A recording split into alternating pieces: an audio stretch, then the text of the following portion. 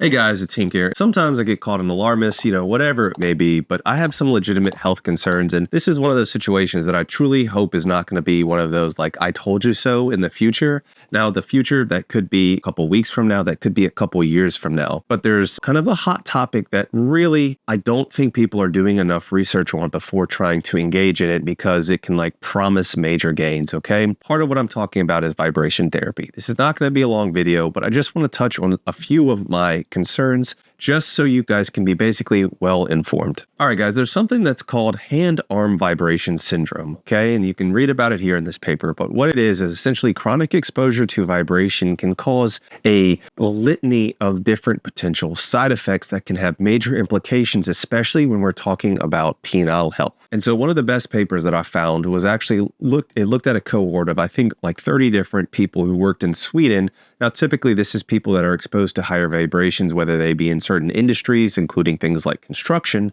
but it followed them prospectively and it tried to establish basically different risk factors for developing this syndrome. In particularly, like, what are we talking about? Well, guys, here are some quotes that I just want to read it for you so you guys can pull up the paper and read it for yourself before you start throwing your D's in some device that applies extremely high rates of suction or like vacuum therapy up to like even up to 17 inches of mercury and intense vibration. For example, vibration exposure causes constriction in the arteries in the hands and fingers, smooth wall muscle hypertrophy, periarterial fibrosis, and damage to endothelial cells and receptors. How many of you guys think that that's a good thing to have your penis exposed? Raise your hand. This isn't me like, oh, this is what I think. I'm quoting you papers that are showing the potential damages of vibration therapy. And so, guys, I'm not going to bore you with the science of myelinated and unmyelinated fibers and how like nerve transmission, nerve signals occur. But guys, just basically what they're talking about here in this next quote that I'm going to put on the screen is that the vibrations can actually damage the nerves, okay? There's basically myelinated fibers, and it's basically all different types of nerve fibers, okay? That's the important takeaway. In particular, it's these same fibers that transmit information about cold and warm. So you will need to be very aware of how, if you are using this type of therapy, how it can affect your different sensory as far as your perception of warmth and cold, which could be a direct precursor to significant damage. And so, guys, one of the important takeaways that in this study, what they looked at is that they wanted to follow a group of people that had exposure to this vibration. And what they found was 1/3 of the workers developed this specific syndrome called vibration white finger syndrome. And about 75% of them, 3 out of 4 of them, had neurosensory findings that were significant, even though they were below the threshold of basically the vibrations that they were studying. I know, guys, I'm extrapolating data. This is not specifically looking at guys putting massage chair level motors on their D, but it is something you really, really should consider before you go about doing this. Here's one of the summary slides that I also want to leave you with, okay? This was the first sentence from the actual summary of this paper.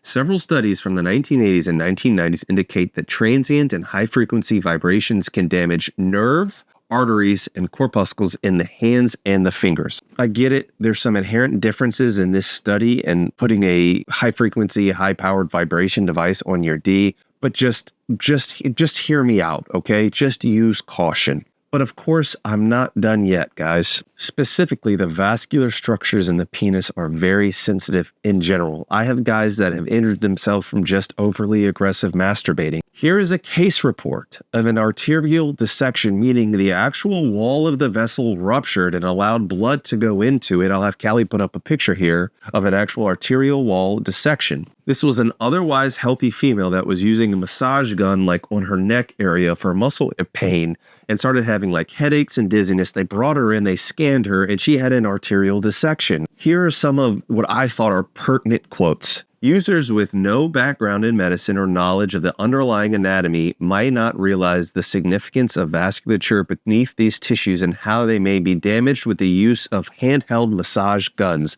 That to me is exactly what so many of you guys are doing. It makes me cringe. I know, I'm a hater, but part of why I hate all of this foul back hype is because people are like, oh, I can't afford this $20,000 device that may or may not work, so I'm going to jimmy rig something, and I'm going to start experimenting with high pressure vacuum and a massage gun on my D, and they have no idea what they're doing. They have no idea about the importance of the vascular structures, the neurovascular bundle, including the arteries, the nerve, and the vein that are at the base of the penis, and they don't know how sensitive these structures are to potential damaging forces, including what can be done from a massage gun. If you think this is proof of concept here, essentially, that a high-powered vibration can literally cause an arterial dissection, do you think it's a good idea to put that on your D? It blows my mind. Whatever, call me a hater, but like the stupidity of some of these guys, and I get it, you're desperate to get bigger, but at what cost? And so once again, this is a case study. This is not a cause and effect study, but I'm going to leave you with this sentence. In some circumstances, we may ultimately discover that the use of handheld massage guns may be implicated as a cause of a vascular arterial dissection. What else do you want me to say here? And guys, there's also these like weird clotting disorders that can occur with excessive vibrations. And so this is typically, once again, with people who work in things like construction where they're using like a vibrating device or something. But there's something that's called Paget Syndrome,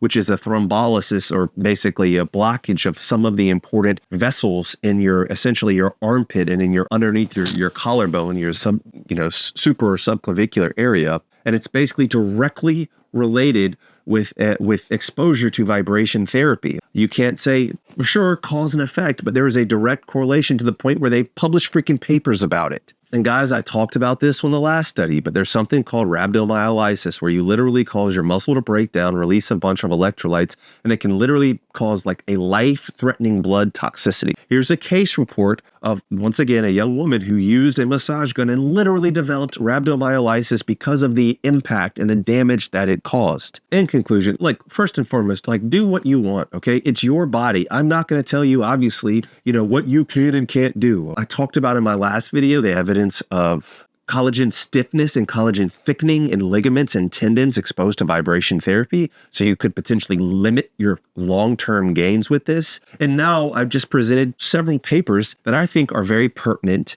to the fact that you can cause literally endothelial damage. You can cause damage to the nerves, damage to the arteries, damage to the smooth muscle, even things like dissections, thrombosis, sensory deficits. I'm not saying that, we should close the door of vibration therapy. All I'm saying is we need to slow our roll and at least wait to see these gains. Even these like devices that everybody is so goddamn hype about. We don't have any long-term data, as far as I've seen, of even people that are like a year out from doing this, just to make sure, like, hey, by the way, is your D still functioning? Okay, do you still have no sensory changes to it? But no, everybody just wants to hop on a D's. You take that however you want. D riders, man. And then on top of that, once again, guys, it just blows my mind that I think in general, the evidence is pretty clear as far as what limited evidence that we have is that you should never exceed 12 inches of mercury. But if there's a device that's saying, oh yeah, you should go up to almost 18 inches of mercury, combined with these vibration therapy and, the published results that I've seen are maybe like 8 people,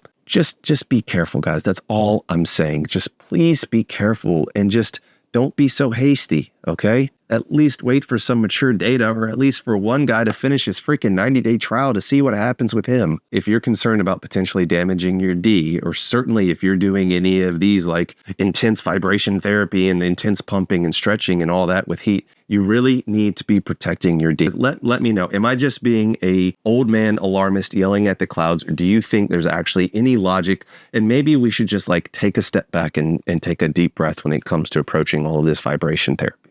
Anyways, guys, let me know what you think. I really appreciate you guys. Remember, there's nothing wrong with self-improvement, but you are enough just as you are. All right, guys, peace and love. And guys, if you're still watching, of course, my enlargement course is live. The link is in the description. It's me with real science-based information on how to actually get bigger. Of course, if you have heart flaccid, I have my course on heart flaccid and how you can cure and reverse that. It's me, my patreon.com/Hink for consultation. If you want to join any kind of discussions that come up, please join me on my subreddit Bars. If you want to support Callie, click the links in the description. You'll see many different ways you can support him. All right, guys. Appreciate you. Peace and love. Dr. Hink got the plug on the health, yeah. Got you thinking about your wealth, yeah. In his office, no stealth, yeah.